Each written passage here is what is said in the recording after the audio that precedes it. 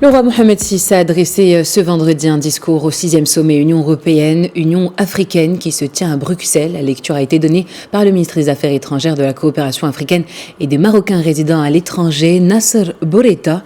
Le roi Mohamed VI rappelle que c'est en s'inscrivant naturellement dans le sens de l'histoire et de l'exigence d'un destin partagé que le Maroc s'adresse simultanément à l'Afrique à laquelle il appartient et à l'Europe, partenaire voisine et immédiate.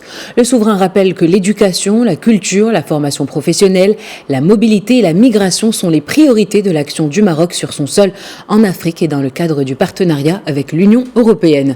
Ces secteurs majeurs ont été touchés de plein fouet par la pandémie et exigent de ceux une action commune d'envergure, précise le souverain, qui rappelle également que 94% des élèves du monde ont subi les fermetures des établissements au plus fort de la pandémie. Il nous appartient de sanctuariser la continuité de l'enseignement en tenant compte du nouveau contexte de transformation digitale de l'éducation, une exigence vitale en Afrique où 50% de la population a moins de 20 ans, déclare le roi Mohamed VI, qui conclut dans son discours, je cite, « La pandémie n'a pas non plus épargné la culture. Dans ce domaine, le choc a été considérable.